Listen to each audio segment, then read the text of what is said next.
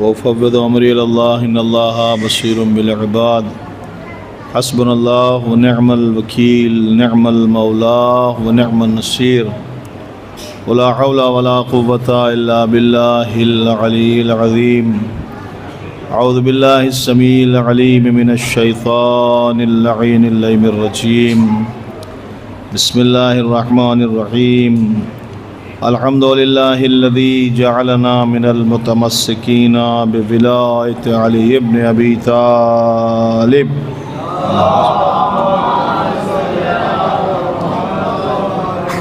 أمير المؤمنين وأولاده المعصومين الذي من تكلم سمع كلامه ومن سكت علم ما في نفسه ومن عاش فعليه رزقه ومن مات فإليه معاده والصلاة والسلام على نبي الأمي القرشي الهاشمي سيدنا ونبينا مولانا أبي القاسم محمد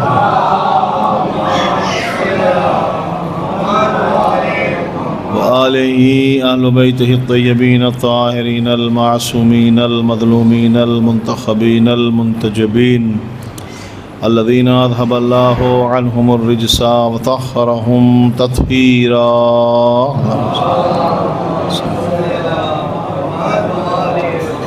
ولعنة الدائمة الباقية المستمرة على أعدائهم أجمعين وغاصبي حقوقهم من الآن إلى قيام يوم الدين أما بعد فقد قال الله سبحانه تبارك وتعالى وقوله الحق في كتابه المبين بسم الله الرحمن الرحيم وإذ ابتلى إبراهيم ربه بكلمات فأتمهن قال إني جاعلك للناس إماما قال ومن ذريتي قال لا ينال عهد الظالمين. ایک صلوات پڑھیں محمد و آل محمد.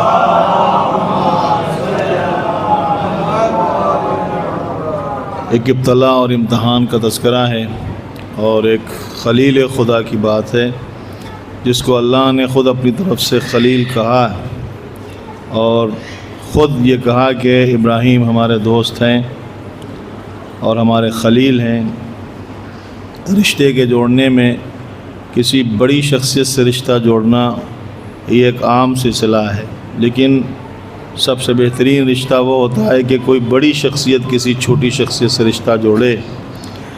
حضرت ابراہیم کی طرف سے اعلان نہیں ہے کہ میں اللہ کا دوست ہوں یا اللہ میرا دوست ہے، بلکہ اللہ کی طرف سے اعلان ہے کہ ابراہیم میرے خلیل ہیں، ابراہیم میرے دوست ہیں. دوست ہونے کے باوجود، خلیل ہونے کے باوجود، محترم ہونے کے باوجود اللہ نے حضرت ابراہیم کو آزمائش کی منزل میں کھڑا کیا اور ان کا امتحان لیا. اس کا مطلب یہ ہے کہ امتحان جو لیا جاتا ہے اس کی کوئی وجہ ہوتی ہے.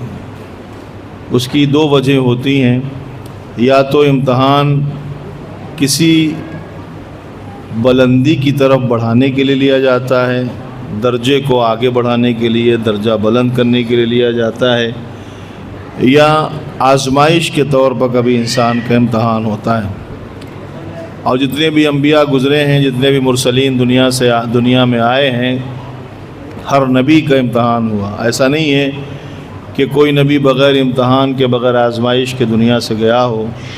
کبھی کبھی ہم جو ہے دل برداشتہ ہو جاتے ہیں کہ ہمیں مسلسل آزمایا جا رہا ہے.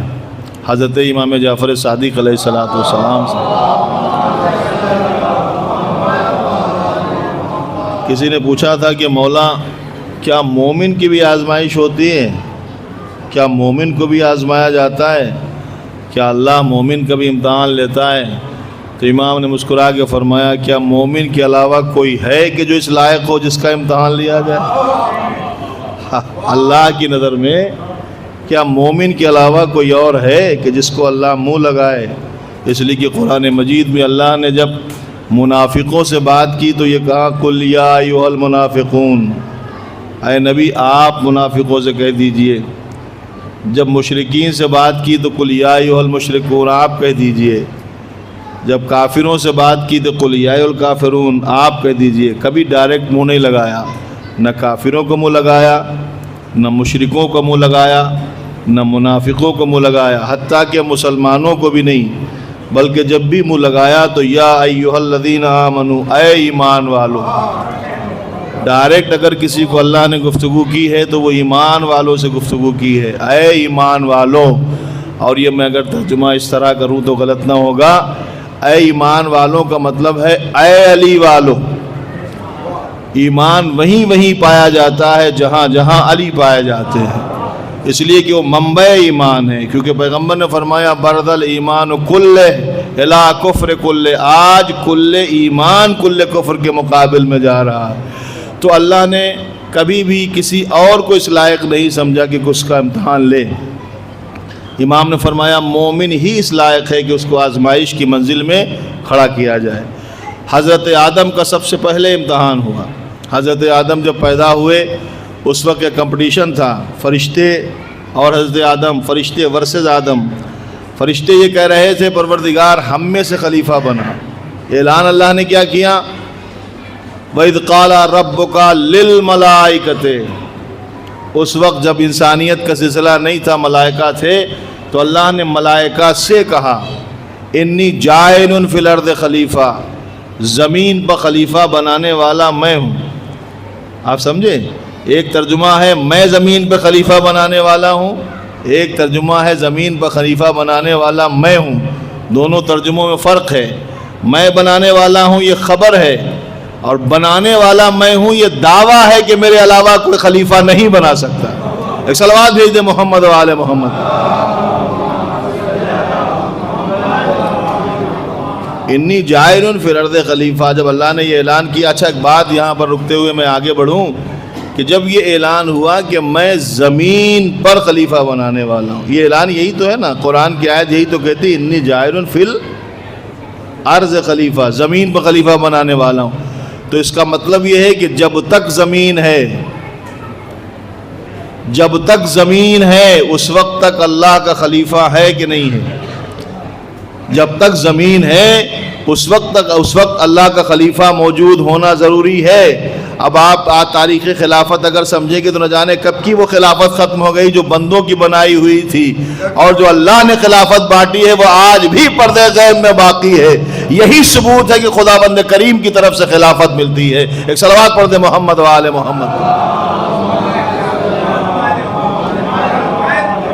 جب تک زمین ہے تو اس وقت جو ہے حضرت آدم سے جب یہ اعلان ہوا تو فرشتوں نے یہ کہا پروردگار ہم میں سے بنا دے، ہم تو تیری تسبیح کرتے ہیں اور تقدیس کرتے ہیں، بڑے مقدس ہیں۔ یعنی فرشتوں کی نظر میں یہ ہے کہ جو خلافت کے درجے پر فائز ہوگا وہ مقدس ہوگا، وہ متقی ہوگا، وہ تسبیح کرنے والا ہوگا، وہ عبادت کرنے والا ہوگا۔ کم سے کم فرشتوں نے اتنا تو بتایا اپنا کرائٹیریا کہ خلیفہ کا کرائٹیریا یہ ہے کہ وہ مقدس ہو، خلیفہ کا کرائٹیریا یہ ہے کہ وہ تسبیح کرنے والا ہو، وہ تقدیس کرنے والا ہو۔ لیکن خلاق عالم نے انہیں خاموش کر دیا یہ کہہ کے انی عالم ما لا تعلمون، جو میں جانتا ہوں وہ تم نہیں جانتے۔ یعنی ان کے یہاں معیار تسبیح و تقدیس ہے، اللہ کے یہاں خلافت کا معیار تسبیح و تقدیس نہیں ہے، بلکہ خدا کے یہاں معیار خلافت علم ہے۔ اگر علم ہے تو خلیفہ ہوگا، اگر علم ہے تو خلیفہ ہوگا۔ اور اسی لیے جناب پروردگار عالم نے جناب آدم کو جب پیدا کیا تو اس کے بعد ان کا امتحان لیا۔ وہ نام، وہ ازوات مقدسات، وہ نور جو پہلے سے چمک رہے تھے، جن کے لیے کہا جاتا اول ما خلق اللہ نوری، اللہ نے سب سے پہلے میرا نور پیدا کیا۔ آپ سمجھے؟ پیغمبر اسلام کا یہ قول ہے کہ اللہ نے سب سے پہلے میرا نور پیدا کیا۔ سب سے پہلے کا مطلب کیا ہے؟ سب سے پہلے کا مطلب یہ ہے کہ جب کچھ بھی نہیں تھا۔ آپ سمجھے؟ کچھ بھی نہیں تھا۔ کچھ بھی نہیں کا مطلب کیا ہے؟ نہ زمین، نہ زمان، نہ مکین، نہ مکان۔ تو اس کا مطلب یہ ہے کہ جب نور محمد پیدا ہوا تو اس وقت زمین تھی ہی نہیں، آسمان تھا ہی نہیں، مکان تھا ہی نہیں، مکین تھے ہی نہیں، کچھ بھی نہیں تھا خدا کے سوا، تب پیدا ہوا نور محمد۔ اچھا مجھے یہ بتائیں، جب یہ طے ہے کہ جب کچھ بھی نہیں تھا تو نور محمد پیدا ہوا، جب یہ طے ہے کہ زمین نہیں تھی تو نور محمد پیدا ہوا، تو پھر مسلمان بحث کیوں کرتے ہیں کہ نبی نوری تھے یا خاکی تھے؟ جب خاک تھی ہی نہیں تو پیغمبر اسلام کے نوری خاکی کا مسئلہ کیا ہے؟ ایک صلوات پڑھ دے محمد و آل محمد۔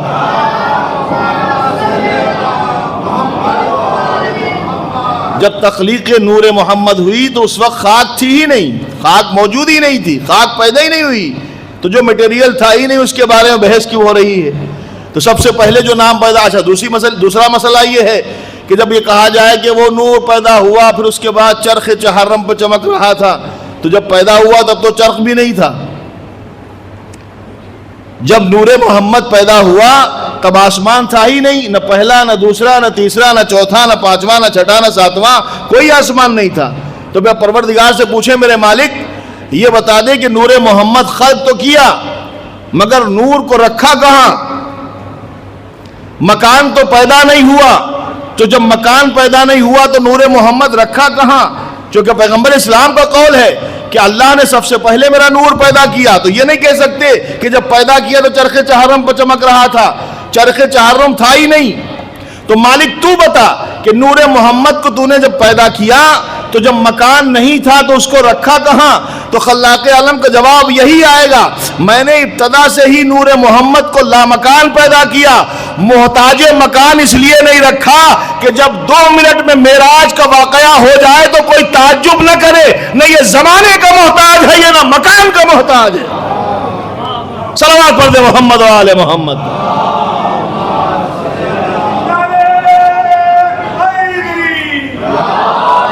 جب لمحوں میں واقع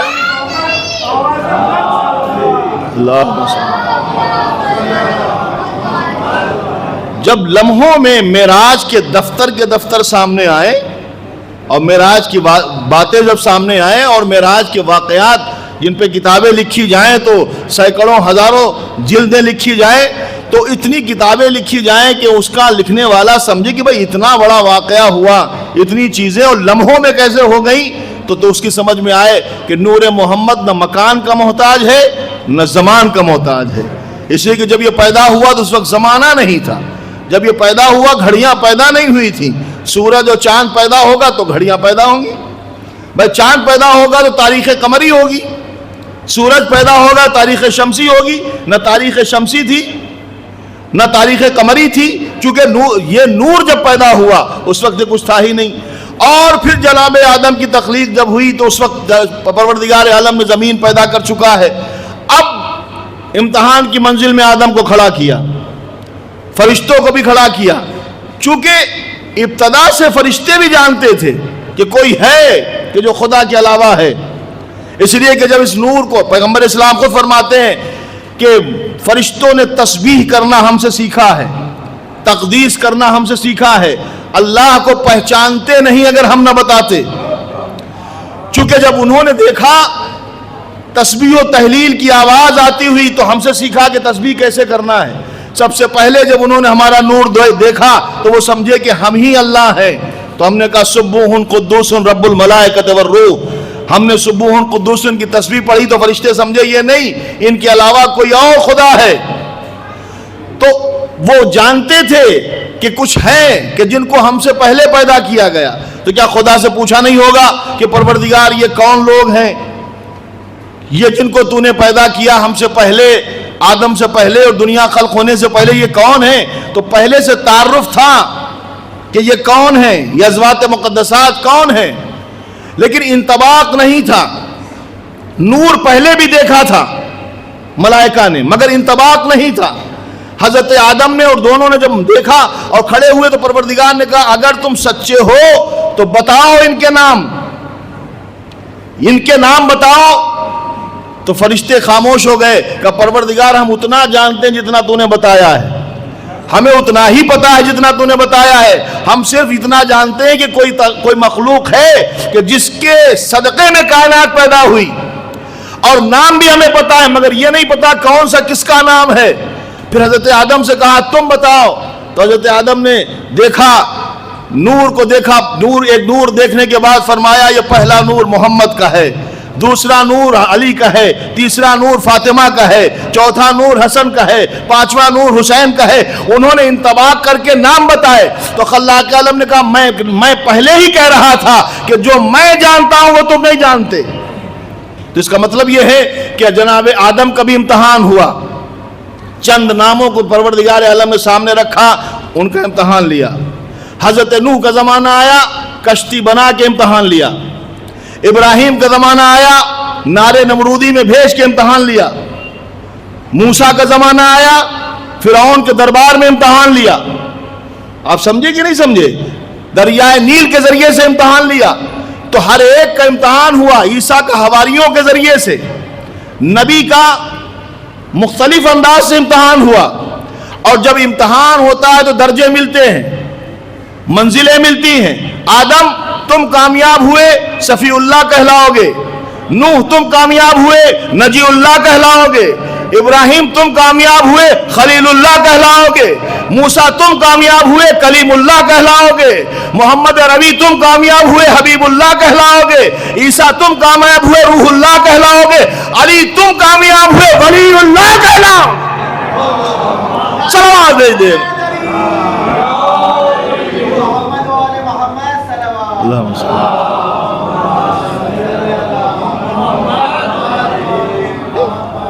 ہر ایک کا امتحان اس کے زمانے کے اعتبار سے، اس کے علم کے اعتبار سے۔ حضرت ابراہیم کے لیے قرآن کہتا ہے کہ ہم نے چند کلمات سے امتحان لیا۔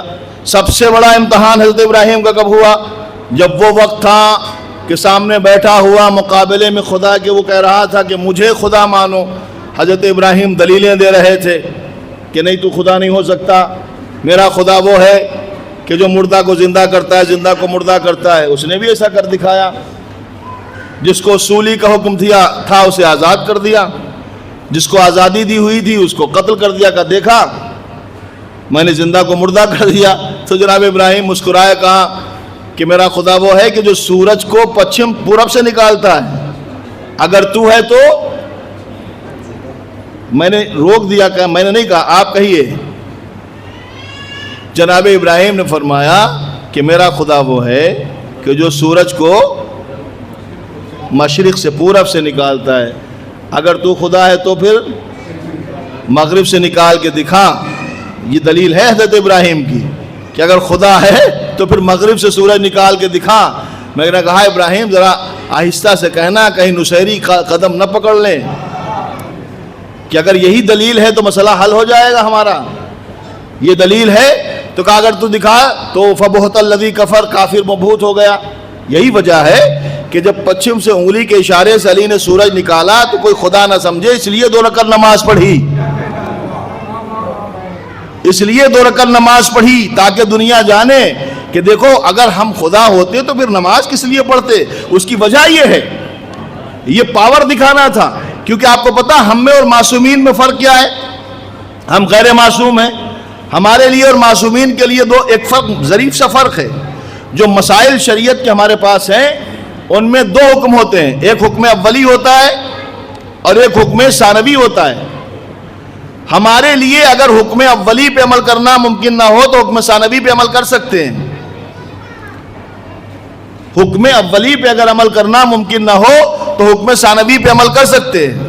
مثلا اگر وضو نہ کر سکیں، خطرہ ہو، پانی نہ ملے، بیمار ہو تو تیمم کر سکتے ہیں، یہ حکم ثانوی ہے۔ نماز کھڑے ہو کر اگر نہیں پڑھ سکتے، بیمار ہیں تو بیٹھ کے پڑھیے، یہ حکم ثانوی ہے۔ روزہ نہیں رکھ سکتے رمضان مبارک میں تو قضا کر لیجئے، یہ حکم ثانوی ہے۔ اگر صبح کو آنکھ نہ کھلی تو قضا کا پورا ایک چیپٹر ہے، قضا نماز کا پورا ایک چیپٹر ہے۔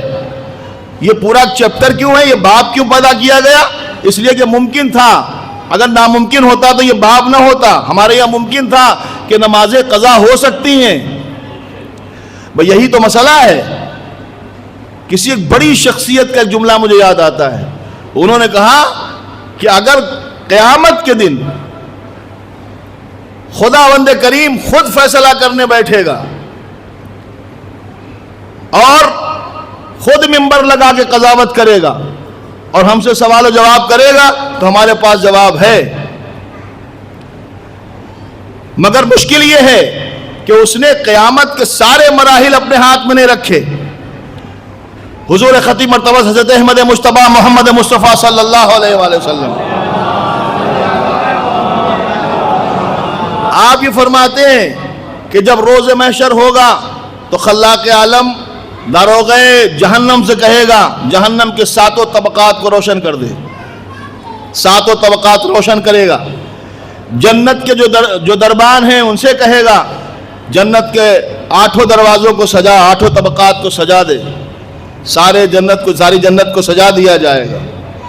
میکائیل کو حکم ہوگا، یہ پیغمبر کی حدیث ہے پوری، میکائیل کو حکم ہوا ہوگا کہ جہنم پر وہ پل صراط، یہ صراط پل لگایا جائے.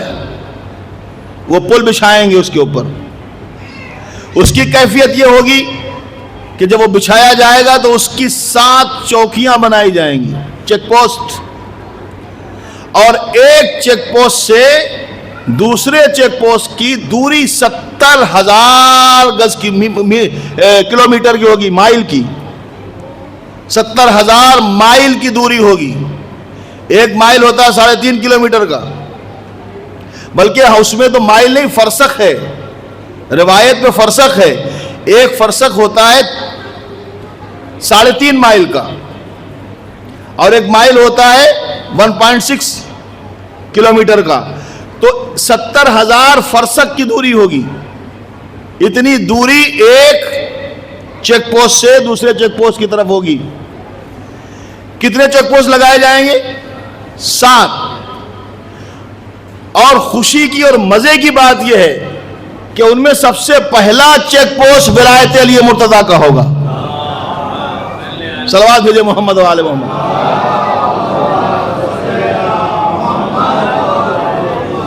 سب سے پہلی چوکی ولایت آل محمد کی ہوگی.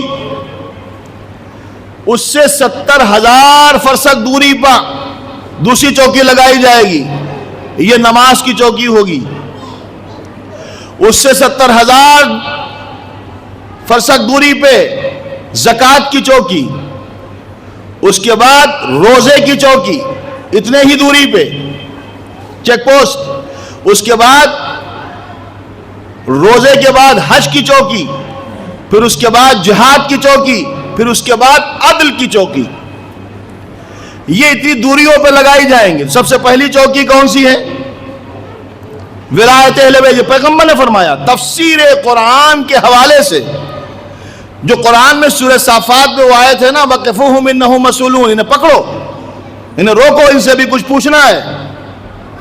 اس کی تفسیر میں ہے کہ سب سے پہلی چوکی ولایت کے بارے میں، اور ہر چوکی پہ 70,000 ملائکہ معین ہوں گے جو سوال و جواب کریں گے. زندگی میں خوب نمازیں پڑھی،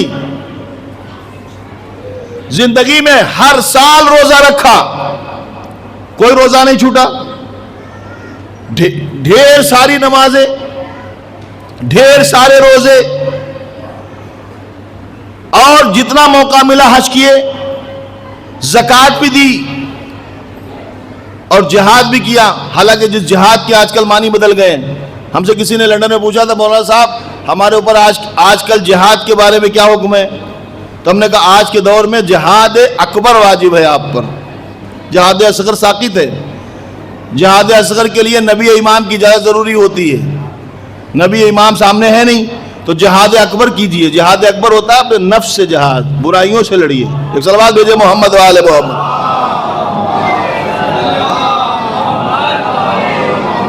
اس دور میں ہر انسان پر جہاد اکبر واجب ہے. جہاد اصغر ساقط ہے چونکہ نبی امام کی اجازت ضروری ہے دفاع کے علاوہ.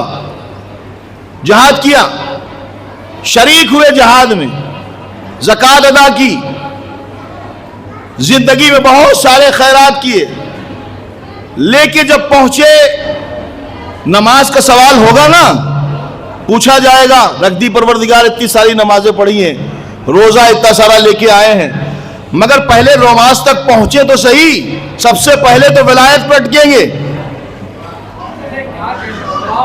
وہ جھولا جو ٹنگا ہوا ہے روزے کا، وہ جو ٹوکری نماز کی سر پر رکھی ہوئی ہے، وہ جو گھٹے ہیں سجدوں کے پیشانی پر، وہ جو حج کی بوری لیے ہوئے جا رہے ہو اور جب پہنچے کہا گزرنا ہے جنت کی طرف جانا ہے، تو پہلے فرشتوں نے روکا، نماز ادھر رکھو، روزہ ادھر رکھو، حج ادھر رکھو، زکوٰۃ ادھر رکھو، پہلے ولایت کی تھیلی تو لاؤ۔ اگر ولایت ہے تو نماز ہے، تو روزہ ہے، تو حج ہے، تو زکوٰۃ۔ صلوات بھیج محمد و آل محمد۔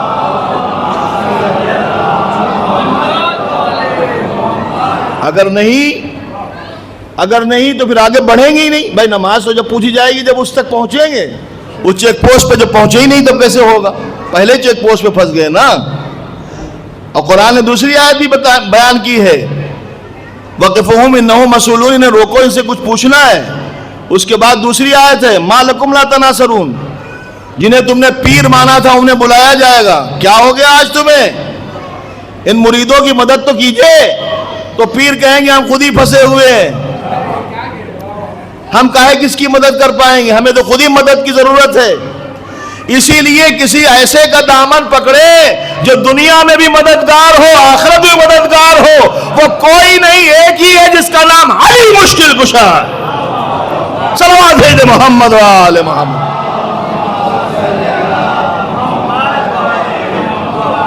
تو یہ مراحل ہوں گے، اور محشر کے میدان میں ممبر لگایا جائے گا۔ ممبر اس کو کہتے ہیں، جو ممبر لگایا جائے گا جس کے اوپر پیغمبر اسلام، اس مقام کا نام ہے مقام حمد، مقام محمود۔ مقام محمود پر پیغمبر کو بٹھایا جائے گا، ساتھ میں لیے مرتضیٰ ہوں گے۔ اب جو محشر کا فیصلہ ہے وہ یا تو رسول کے ہاتھ میں ہے یا علی کے ہاتھ میں ہے۔ آپ سمجھے کہ نہیں سمجھے؟ یا رسول کے ہاتھ میں۔ ایک حاجب، ایک شاعر تھا، حاجب نام تھا اس کا، شاعر کا، بڑا مولائی تھا، وہ اشعار بڑے اچھے کہتا تھا۔ اس نے ایک شعر کہا تھا، اس نے اگر مرحلہ محشر بدست علی است، من زامن تو ہستم ہرچے بخواہت بکن۔ اس نے کہا کہ اگر محشر کا میدان علی کے ہاتھ میں ہے تو میں تیرا ضامن ہوں، تو جو چاہے وہ کر ڈال۔ شعر تو اس نے کہہ دیا۔ رات میں جب خواب سونے گیا تو خواب میں مولا آئے گا بے وقوف، ایسے نہیں بلکہ یہ کہے اگر معاملہ محشر بدست علی است، شرم کن از روح علی و کم تر گناہ بکن۔ شرم کرو علی سے ملنے سے، بہت کم گناہ کرو تاکہ بخشے جاؤ۔ ایک صلوات بھیجے محمد و آل محمد۔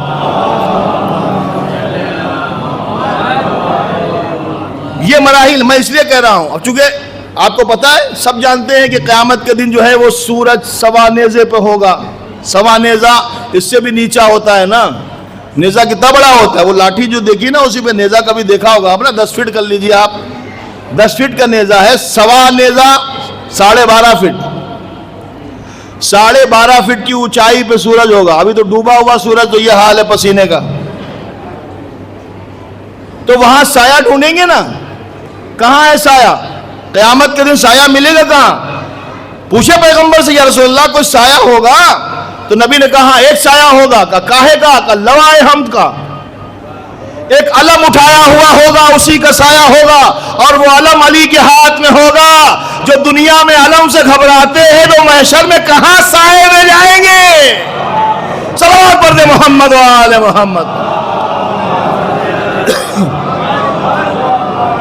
بس ایک سایہ لوائے ہم مولائے متقیان کے ہاتھوں میں ہوگا۔ اسی لیے ہم نے دنیا میں علم کے سائے میں چلنے کی عادت ڈالی ہے۔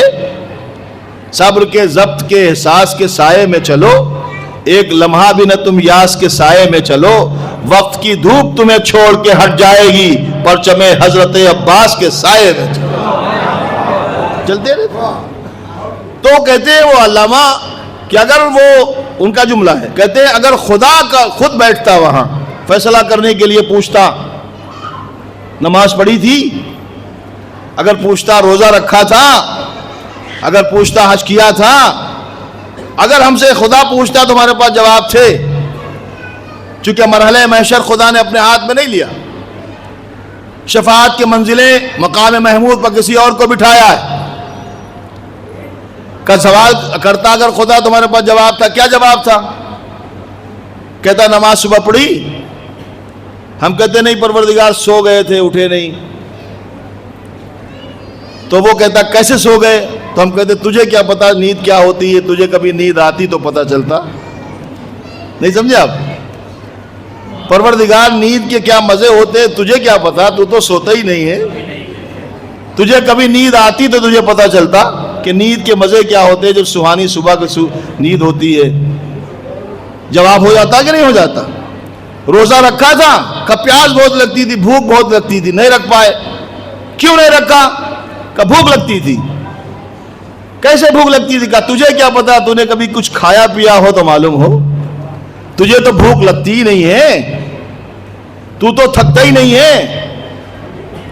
جہاد کیا تھا، زخم کھانا پڑتے نہیں کیا تھا. تو ہمارے پاس سارے جواب تھے. اگر خداوند کریم ہوتا، خود پوچھتا، خود فیصلہ کرتا، خود جنت بانٹتا تو ہم اپنے پاس نکل جاتے اس کے بارگاہ میں جو ہے دلیلیں دے کے. لیکن اس نے ایسوں کو بٹھایا جنہیں بھوک بھی لگتی ہے، جو سوتے بھی ہیں، جو کھاتے بھی ہیں. سلام پڑھ دے محمد و آل محمد.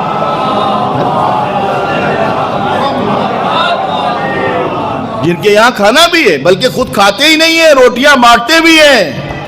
فرش والے تیرے ہاتھوں کا اثر کیا جانے، روٹیاں تیری بنی عرش کی زینت زہرا.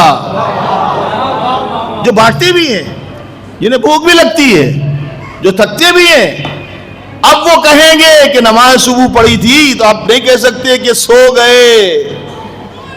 تو ہمارے لیے جو حکم ہوتا ہے وہ حکم اولی کے ساتھ حکم ثانوی ہے، مگر معصوم کے لیے نہیں ہے. معصوم کے لیے حکم اولی ہے. ہم اگر ٹھنڈے پانی سے وضو نہیں کر سکتے تو گرم پانی سے کریں، وہ نہیں، وہ ٹھنڈے پانی سے ہی کریں گے. ہم اگر کھڑے ہو کر نماز نہیں پڑھ سکتے تو بیٹھ کے پڑھیں، مگر وہ نہیں، ان کو کھڑے ہو کر ہی نماز پڑھنا ہے.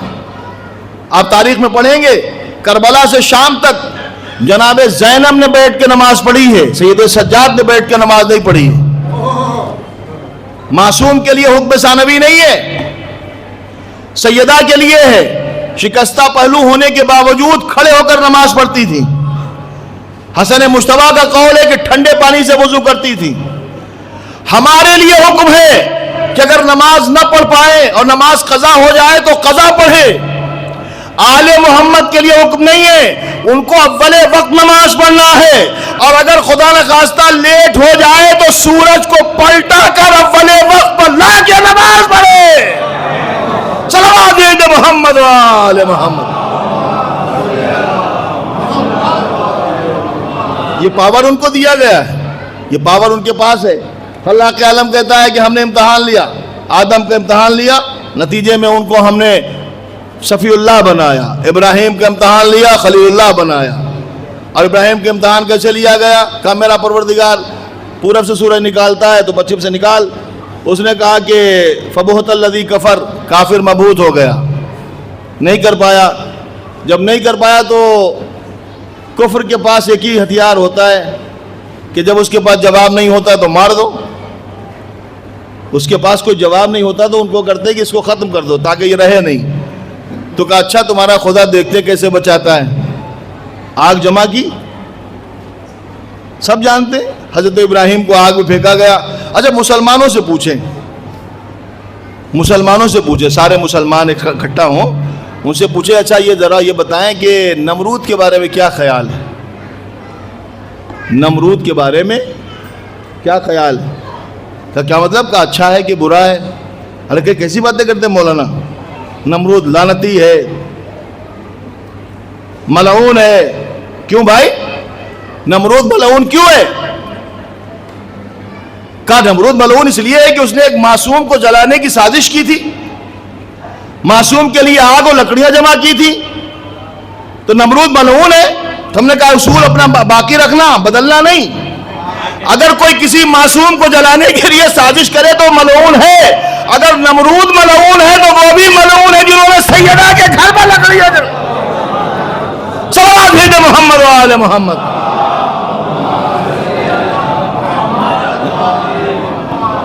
اتنی بڑی آگ جمع کی کہ دیکھیں تمہارا خدا کیسے، وہ مجھے واقعہ نہیں پڑھنا ہے. اور وہ لاکھوں من آگ تھی، آج تک اس کے آثار موجود ہیں. کربلا سے تھوڑی دور آگے جائیں تو وہ پہاڑ موجود ہے، وہ راک کا، جس پہ وہ آگ جو جلائی گئی تھی، لاکھوں من آگ حضرت ابراہیم کے لیے جلائی گئی، جلے نہیں جلے. کس نے بچایا؟ اللہ نے بچایا. یا نارو کونی بردا و سلام علی ابراہیم، قرآن کی آیت ہے. اچھا، ایک نبی، انہی کا دوسرا نبی، اللہ ہی کے تو دوسرے نبی حضرت موسیٰ. حضرت موسیٰ کو بھی امتحان کی منزل میں رکھا گیا. جب فرعون نے اپنی گود میں لیا اور چاہتا ہے کہ بوسہ دے، تو حضرت کلیم اللہ کو تھوڑا سا جلال آیا. انہوں نے اپنی مٹھی میں داڑھی پکڑی اور اس کو وہ تماچا مارا کہ اس کا منہ پھر گیا. اچھا، ویسے ہی مار دیتے تماچا، یہ مٹھی میں داڑھی کیوں پکڑی؟ شاید جناب موسیٰ بتانا چاہتے اس سے بڑی ہوگی تو داڑھی تماچا. ایک سلام بھیجے محمد و آل محمد.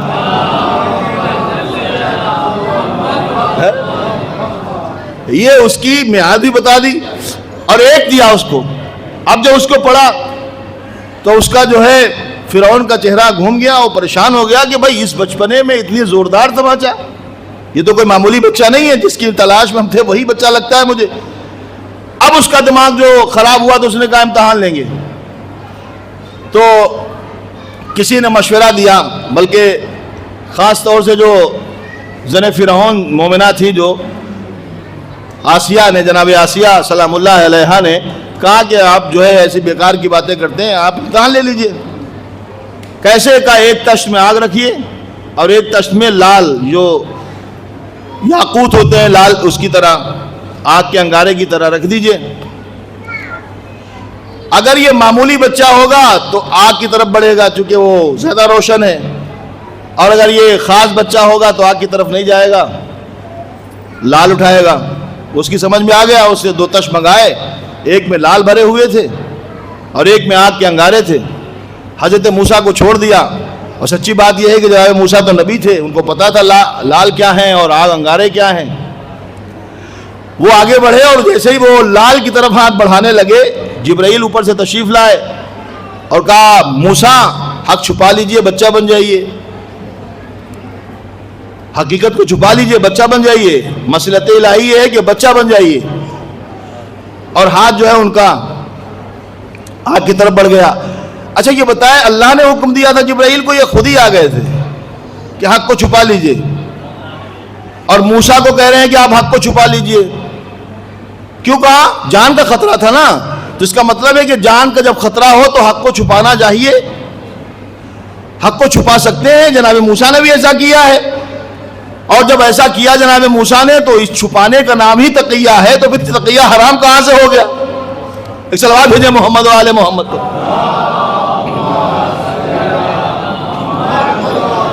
اور انہوں نے لال کی جگہ وہ انگارہ اٹھایا، ہاتھ جلنے لگا، منہ میں رکھا تو زبان جل گئی، ہاتھ جل گیا، ہاتھ پہ داغ پیدا ہو گیا. اللہ نے کہا ید بیضا بنا دیں گے. زبان میں لکنت پیدا ہو گئی تو اللہ نے کہا کلیم اللہ کہلاؤ گے. تو دونوں ایک ہی اللہ کے نبی ہیں نا، دونوں ایک ہی اللہ کے نبی ہیں. کہ ایسا تو نہیں کہ ابراہیم کا اللہ اور ہے اور موسیٰ کا اللہ اور ہے، ایسا تو نہیں ہے نا، ایک ہی اللہ ہے نا. حضرت ابراہیم کا اللہ بھی وہی ہے جو موسیٰ کا اللہ ہے. تو اب اس کی بارگاہ میں نہیں چلے ہم، پروردگار عالم یہ کیا، یہ دوہرا رویہ کیسا؟ اگر جلانا تھا تو دونوں کو جلاتا، اور اگر بچانا تھا تو دونوں کو بچاتا. یہ مصلحت کیا ہے؟ ایک کو لاکھوں من آگ میں بچا لیا اور ایک چھوٹے سی چنگاری سے جل گیا. میرے مالک یہ مسئلہ کیا ہے؟ اگر بچانا تھا تو دونوں کو بچاتا، اور اگر جلانا تھا تو دونوں کو جلاتا. ابراہیم لاکھوں من آگ میں بچ گئے، نہیں جلے. موسیٰ چھوٹی سی چنگاری سے جل گئے. تو جواب آیا پروردگار عالم کا کہ دیکھو ہمارے یہاں جلانا یا بچانا مقصد نہیں ہے. ہمارا مقصد جلانا یا بچانا نہیں ہے، ہمارا مقصد ہے نبی کو بچانا. ابراہیم جب ہی بچ سکتے تھے جب آگ نہ جلائے، موسیٰ جب ہی بچ سکتے تھے جب آگ جلائے. یہ سمجھ گئے آپ؟ ہمارے یہاں مقصد جلانا یا بچانا نہیں تھا، ہمارا یہ مقصد تھا نبی کو بچانا۔ ابراہیم جبھی بچ سکتے تھے جب آگ نہ جلائے، موسیٰ جبھی بچ سکتے تھے جب آگ جلا دے۔ اب ہم سے بار بار جو سوال ہوتا ہے کہ جب حسن و حسین دونوں امام تھے تو ایک نے صلح کیوں کی، ایک نے جنگ کیوں کی؟ اگر لڑنا تھا تو دونوں لڑتے، اگر صلح کرنا تھی تو دونوں صلح کرتے۔ تو ہمارا بھی جواب وہی ہے کہ یہاں معیار صلح یا جنگ نہیں ہے، معیار ہے دین کا بچانا۔ جب صلح سے بچے گا تو حسن صلح کریں گے، جب جنگ سے بچے گا تو حسین جنگ کریں گے۔ صلوات بھیج دے محمد و آل محمد۔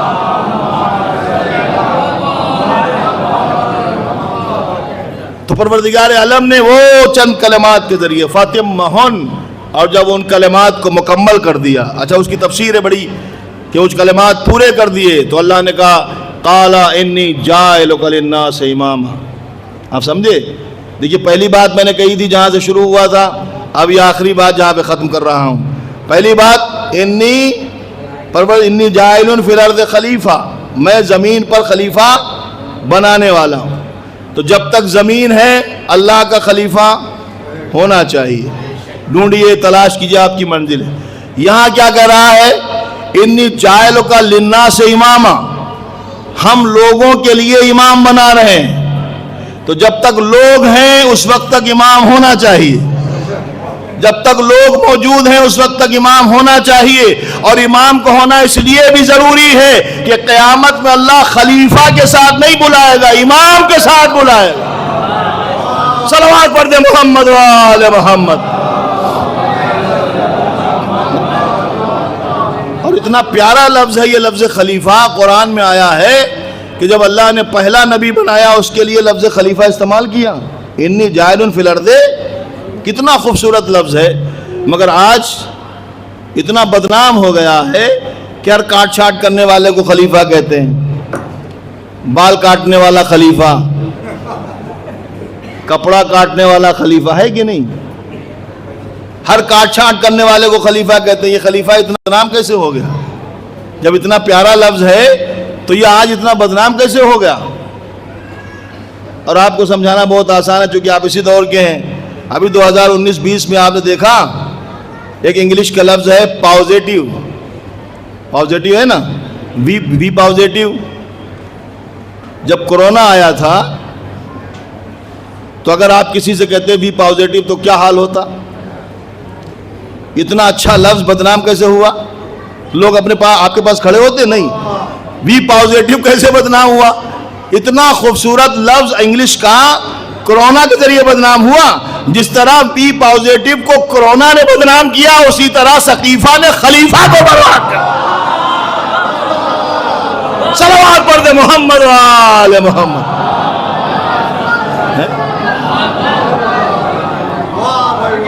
جب تک زمین ہے اللہ کا خلیفہ ہونا چاہیے، اور جب تک لوگ ہیں امام کا ہونا ضروری ہے۔ قال انی جاعلک للناس اماما، اے میرے خلیل، اے نبی، اے صاحب شریعت، اے رسول، اے اولو العزم، نبی ہیں، رسول ہیں، صاحب شریعت ہیں، اولو العزم ہیں، خلیل خدا ہیں۔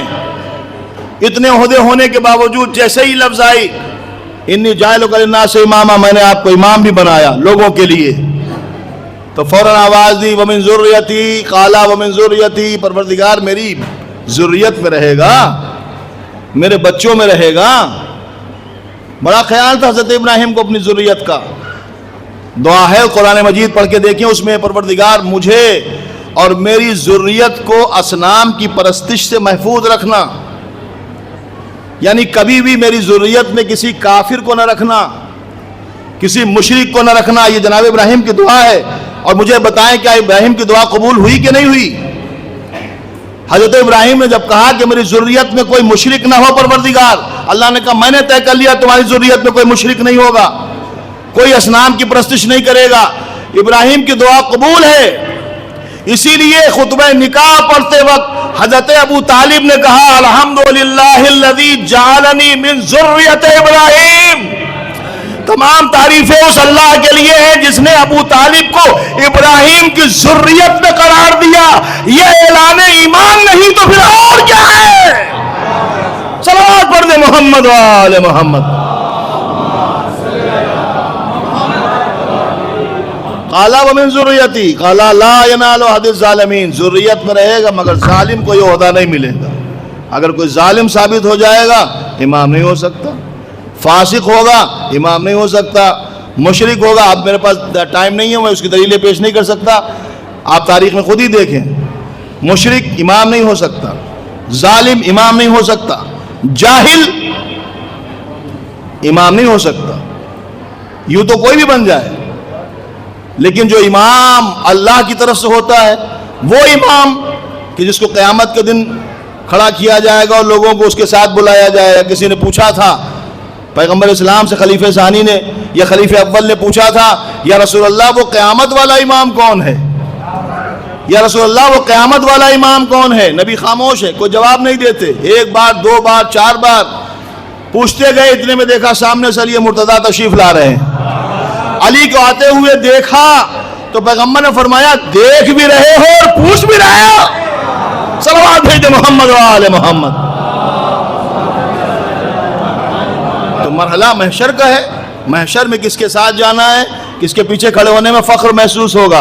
اچھا، جس کے پیچھے کھڑے ہوں گے تو کوئی ایسا ہو کہ جو ہمیں چھوڑ کے نہ بھاگے. پتہ چلا ہم کسی کے پیچھے چھپے تو وہ خود ہی فرار ہو گیا. اب کسی کے بلبوتے پہ اگر لشکر لڑنے جا رہا ہے، کسی کو سردار بنا کے اگر بھیج دیا گیا کہ جاؤ لڑو. اچھا، یہ بھی ایک مسئلہ ہے. بعض لوگ کبھی کبھی یہ یہاں غلط فہمی میں ہے کہ نبی نے کہا تھا جاؤ تم لڑ کے آؤ، وہ چھوڑ کے چلے آئے، علم نہیں لڑے. وہ دوسرے پہ پھر دوسرے دن کہا، تیسرے دن. نبی نے نہیں دیا تھا کسی کو علم، نبی نے دیا ہی نہیں تھا علم. ابن عساکر لکھتے ہیں کہ خیبر میں جب پیغمبر آئے تھے تو نبی کو درد شقیقہ حائز ہوا اور 3 دن تک خیمے سے نکلے ہی نہیں، جب تک یہاں بھگدڑ ہو چکی تھی. چھوٹے بھائی نے بڑے بھائی کو، بڑے بھائی نے چھوٹے بھائی کو، آپس میں علم لے لے کے دوڑنے لگے. اب نبی نے کہا کہ کیا ہوا تو پتا چلا یہ ہوا. کہ اچھا تم لوگ علم لے کے گئے تھے، کل میں علم دوں گا، کل میں علم دوں گا اور اس کو دوں گا جو مرد ہوگا، جرار ہوگا، کرار ہوگا، غیر فرار ہوگا. پروردگار کرار، نبی سے کہا جائے کرار کے معنی تو خود ہی نہ بھاگنے والا. غیر فرار کا لفظ کیوں استعمال کیا؟ کرار یعنی نہ بھاگنے والا ہوگا، غیر فرار یعنی نہ بھاگنے والا ہوگا. تو کرار کہہ دیتے کافی تھا، یہ لفظ غیر فرار بھی کیوں ملایا؟ نہ بھاگنے والا ہوگا، نہ بھاگنے والا ہوگا. کہ قرآن ہمارے سپورٹ میں ہے. قرآن میں اللہ نے بتوں کی جب مذمت کی تو کہا اموات غیر احیاء، یہ مردہ ہے زندہ نہیں ہے. مردہ ہے کہہ دیا تو خود ہی مطلب ہوا زندہ نہیں ہے. اس کا مطلب یہ ہے کہ نہ کل زندہ تھے، نہ آج زندہ ہیں، نہ قیامت تک کچھ زندہ ہوں گے. میں نے بھی اسی لیے کہا کرار ان غیر فرار، نہ کل بھاگا تھا، نہ آج بھاگے گا، نہ قیامت تک بھاگے. صلوات پڑھ دے محمد و آل محمد.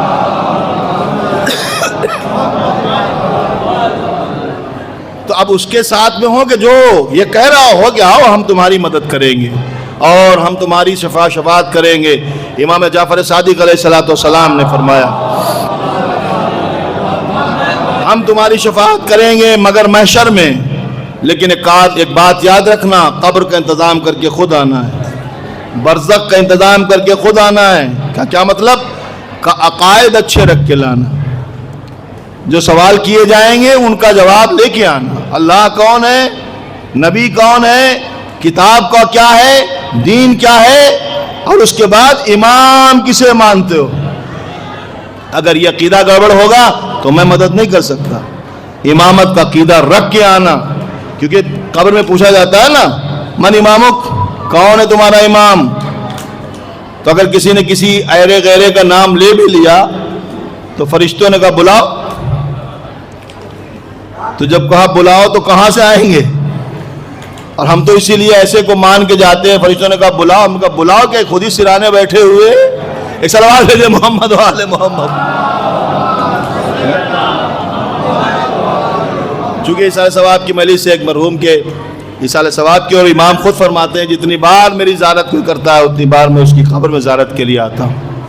جب کسی نے پوچھا معصوم سے کہ امام حسین کس شکل میں آتے ہیں قبر میں، ان کی صورت اور حیت کیا ہوتی کہ اسی شکل میں آتے ہیں جس شکل میں عصر عاشور لاشوں کے درمیان حسین کھڑے تھے، زخموں سے چور تھے، سر سے لے کر پیر تک تمام بدن زخموں سے چور تھا۔ جب کبھی کہا جاتا ہے کہ 1951 زخم تھے تو لوگ پوچھتے ہیں کہ اتنی چھوٹے سے بدن میں اتنے زخم کیسے لگے۔ یہی سوال کسی نے پانچویں امام سے کیا تھا کہ مولا اتنے زخم حسین کو کیسے آئے؟ تو امام نے فرمایا زخموں پہ زخم لگتے تھے، تیر کے اوپر نیزے کا زخم تھا، نیزے کے اوپر تلوار کا زخم تھا، تلوار کے زخم پر پتھر کا زخم تھا، زخموں پہ زخم لگتے تھے، زخموں سے چور حسین کربلا کے میدان میں کھڑے ہیں، لاشوں کے درمیان میں عالم یہ ہے چہرے پہ علی اصغر کا لہو ہے، سینے پہ علی اکبر کا لہو ہے، سر پہ کربلا کی خاک ہے، ہاتھوں میں علی اصغر کے قبر کی مٹی ہے، اور آواز دے رہے ہیں یا فرسان الحیجا و یا ابطال الصبا، اے میرے شیرو اٹھو حسین بلا رہا ہے، آؤ آؤ دیکھو حبیب میں نے تمہاری جنگ دیکھی ہے، آؤ حسین کی جنگ دیکھو، زورقین ہم نے تمہیں لڑتے ہوئے داد دی ہے، اپنے امام کی جنگ نہ دیکھو گے؟ آؤ مسلم ابن اوسجا ذرا کھڑے ہو جاؤ، میرے 84 برس کے بوڑھے مجاہد، میں نے تیرے ولولے کو دیکھا ہے، میں نے تجھے داد شجاعت دی ہے، اٹھو۔ روایت کہتی ہے حبیب کا لاشا تڑپ گیا، لبیک یا ابن رسول اللہ، لبیک یا ابن رسول اللہ، زہرتین کی کٹی ہوئی گردن سے آواز آئی لبیک، مسلم ابن اوسجا پکارے لبیک، ایک ایک لاش نے تڑپ تڑپ کی آواز دی لبیک۔ امام حسین جب ادھر مخاطب ہو چکے تو ایک مرتبہ وہیں کھڑے کھڑے فرات کے کنارے کی طرف رخ کیا، آواز دی آئینہ آئینہ اخی عباس، ارے کدھر ہو میرے برابر کے بھائی عباس، آؤ آؤ اٹھو، دیکھو تمہارا امام بلا رہا ہے۔ روایت کہتی عباس کا لاشا گھٹنیوں کے بل کھڑا ہو گیا، لبیک یا سیدی۔ حسین ابن علی کی آواز کربلا کے میدان میں گونجی، حل من ناصر ینصرنا، ہے کوئی جو میری مدد کو آئے، حل من مغیث یغیثنا، ہے کوئی جو میری نصرت کو آئے۔ آپ جب امام علی مقام میں یہ آواز دی تو امام کی آواز کا رد عمل دو خیموں میں ہوا، ایک سجاد کا خیمہ، خیمے کا پردہ سجاد نے اٹھایا، اپنا عصا ہاتھوں میں تھامے ہوئے کربلا کی طرف چلتے جا رہے ہیں۔ جناب زینب کو حسین نے اشارہ کیا، شہزادی نے جا کے سجاد سے پوچھا میرے لال کیا ارادہ ہے؟ کہ دیکھتی نہیں پھوپھی ابا میرا بابا تنہا ہو گیا ہے۔ ایک جملہ کہا ہے میر انیس نے اپنے مرثیے کا پہلا مصرع، آج شبیر پہ کیا عالم تنہائی ہے، کوئی نہیں ہے، نہ ساتھی ہے نہ احباب ہے، امام میرا بابا تنہا ہو گیا ہے، پھوپھی اماں دیکھا نہیں میرا بابا مدد کے لیے بلا رہا ہے، میں مدد کے لیے جانا چاہتا ہوں۔ حسین کے اشارے پر زینب نے سمجھا کہ سجاد کو خیمے میں لائی، سجاد بستر بیماری پر پہنچے اور غش آ گیا، اس وقت تک غش میں رہے جب تک فرات کا پانی نیزوں نہ اچھلا۔ دوسرا رد عمل حسین کا جناب رباب کے خیمے میں ہوا، ایک بچے نے اپنے کو گہوارے سے گرا دیا، تڑپنے لگا، جناب رباب نے جب علی اصغر کو اس عالم میں دیکھا رونا شروع کیا، بیبیوں کی گریا کی آواز حسین تک پہنچی، زینب کیا کوئی بچہ پیاس سے ہلاک ہو گیا؟ کہ نہیں بھیا، مگر اتنا ضرور ہے آپ کی آواز نے اصغر کو جو گہوارے میں رہنے نہ دیا، علی اصغر زمین پا گئے ہیں اور کسی کی گودی میں نہیں آتے، کہا جاؤ جاؤ میرے لال کو میرے پاس لے کے آؤ۔ جناب زینب اولیاء مقام نے رباب سے کہا علی اصغر کو باہر حسین بلا رہے ہیں۔ رباب نے ایک مرتبہ اپنے دامن سے اصغر کے چہرے کی گرد کو صاف کیا، کمر میں چھوٹا سا پٹکا باندھا، پیشانی کو بوسہ دے کر کہا جا میرے لال جاؤ، کربلا کے میدان میں اگر تیر لگے تو رونا نہیں، اس لیے کہ اگر رو گے تو لوگ یہی کہیں گے حسین کا بچہ کبھی نہ روتا، یہ ماں کے دودھ کی کمی تھی جو رو پڑے۔ یہی وجہ ہے کہ جب حسین کی گود میں اصغر آئے، بلندی پہ کھڑے ہو کر جناب امام حسین نے جب سوال آپ کیا، ادھر سے ظالموں نے جواب تیر ستم دیا، اور روایت میں لکھا فانقلب الصبی علی ید الامام، چھوٹا سا بچہ باپ کے ہاتھوں پر اس تیر کے زور سے منقلب ہو کے رہ گیا۔ حسین نے لاگے خیمے پہ کھڑے ہو خیمے کے دروازے پہ آگے کہا رباب اپنی امانت لے لے، تو رباب نے سب سے پہلے بچے کا چہرہ دیکھا، تبسم بتا رہا ہے اماں ہم نے تیر ضرور کھایا ہے مگر آپ کی لاج رکھی ہے، ہم روئے نہیں، کہیں ایسا نہ ہو کہ آپ کا کلیجہ یا بابا کا کلیجہ پھٹ جائے۔ رباب نے ایک جملہ کہا، یا بنیا مثل کا ینہر، میرے لال میں نہیں سمجھتی تھی کہ تیرے جیسے بچے بھی نہر کیے جاتے ہیں۔ امام نے دفنایا، آئے اس کے بعد آبادی میرا سلام آخر لو، کربلا کی طرف بڑھے، جب چلنے لگے تو زینب نے آواز دی، یا ابن الزہرا مہلن مہلا، زہرا کے بیٹے ذرا آہستہ آہستہ چلو۔ حسین رک گئے، زینب تم تو ماں جایا کہتی تھی، یا ابن رسول اللہ کہتی تھی، آج ماں کا نام لے کے کیوں روکا؟ کہ اماں کی وصیت تھی کہ جب حسین آخری رخصت کو آئے تو گلے کے بوسے لینا، اس لیے کہ وہاں کند خنجر چلے گا، ذرا کرتا تو ہٹاؤ۔ حسین نے کرتا ہٹایا، زینب نے اپنے بھائی کا گلا چوم لیا، چلتے چلتے کہا بہن اجازت دو، بابا کی وصیت تھی کہ زینب کے بازو کا بوسہ لینا، تمہارے بعد ان میں رسل باندھی جائے گی۔ لیجئے، حسین نے بہن کے بازو چومے، کچھ دیر کے بعد آواز آئی، الا قد قتل الحسین بکربلا، الا قد ذبح الحسین بکربلا۔ در خیمہ پر کھڑی سکینہ انتظار کر رہی ہے، ارے کوئی تو جائے جو میرے بابا کی خبر لائے۔ کچھ دیر گزری تھی، آنے والے ذوالجلال نے خبر دی، سکینہ تیرا بابا مارا گیا۔ سکینہ نے گلے میں باہیں ڈالی، ایک جملہ کہا، اے میرے بابا کی سواری، ایک بات کا جواب دے دے، تو میرے بابا کے آخری وقت تک ساتھ تھا، بھائی اتنا بتا دے کہ جب میرے بابا کا گلا کٹا تو ظالموں نے پانی پلایا تھا، یہ سوکھا گلا میرے بابا کا کٹا۔ اس نے زبان بے زبانی سے کہا، ارے حسین کا سوکھا گلا کٹا، ایک نہیں 12 ضربیں ماری گئی، حسین ضرب پر تڑپ رہے تھے اور آواز دیتے تھے، اے میرے پروردگار میں حاضر۔ وَسَيَعْلَمُ الَّذِينَ ظَلَمُوا أَيَّ مُنْقَلَبٍ يَنْقَلِبُونَ إِنَّا لِلَّهِ وَإِنَّا إِلَيْهِ راجعون۔ الہی بحق الدہرہ وبابیہا وبال بنیہا، پروردگار چاہدہ معصومین کے وسیلے سے ہماری اس مختصر سے عزا و قبول فرما، حاضرین مجلس بانان مجلس تمناؤں کو پورا فرما، جن مرحومین کے ساتھ ثواب کی مجلس ان کے درجات کو بلند فرما، ان کے پسماندگان کو صبر جمیل عطا فرما، اس مجلس کی ایک لفظ کا ثواب مرحومین کی روح کو اصال فرما، جہاں جہاں مومن و مومنات مسلمین مسلمات رہتے ہیں ان سب کی حفاظت فرما، مظلومین کی مدد فرما، ظالمین جو لائق ہدایت نہیں ہیں ان سب کو نیست و نابود فرما، ہمارے زمانے کے امام کو ہم سے راضی فرما، ظہور امام میں تعجیل فرما، ہمیں ان کے اعوان و انصار میں شامل ہونے کی سعادت نصیب فرما۔ ربنا تقبل منا انک انت السمیع سورہ قل اللہ کی تلاوت فرما کر مرحوم سید تہذیب الحسن ابن مہدی حسن، سیدہ حسینی بیگم بنت ولایت حسین، سید مہدی حسن ابن محسن حسن اور اپنے مرحومین رضی اللہ عنہم مرحومین کی روح کو سارا ثواب فرما۔ صلی اللہ علیہ وسلم۔